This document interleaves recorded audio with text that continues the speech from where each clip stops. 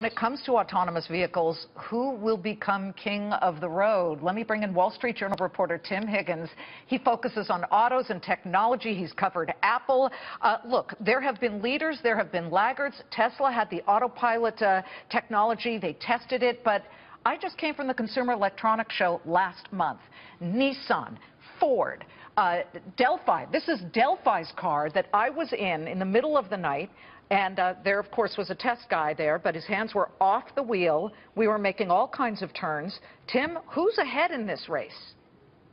Yeah, well, I think we heard today at Congress it's hard to know because there's no uniform way of testing. But if you look at the number of miles publicly done on public roads throughout the states, Google, Waymo now, is probably the leader with more than 2.5 million miles, Liz.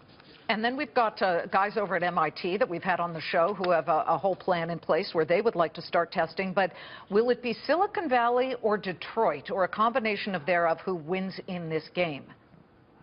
Well, that's the big question right now. We saw General Motors last year making a $1 billion acquisition of a San Francisco startup to really jumpstart their autonomous program. And we've already seen some results of that with more than 10,000 miles of testing in California alone last year, really kind of showing how aggressive they're trying to be.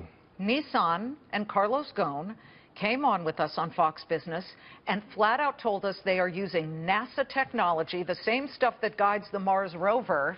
They're working with NASA to have these cars on the road knowing where they're going. So how far along are we? How far away are we? And is it worth it to try and pick winners this early in the game as far as stocks are concerned? Well, it's hard to say who's going to win because we're not quite sure yet how this technology is going to roll out. It seems that initially we're going to see it in the next few years in somewhat like robot taxi scenarios. That's what GM and some others are talking about, ways to test it in regional areas instead of having it need to be able to go all the places, all the world. They want to try it around the neighborhood. Well, Jeff Locke, I don't know if you just heard his report. He made the point, what if there is an accident? Who's to blame? Is it the car owner? Is it the person who was sitting in the car but not driving? Is it the code writer, manufacturer?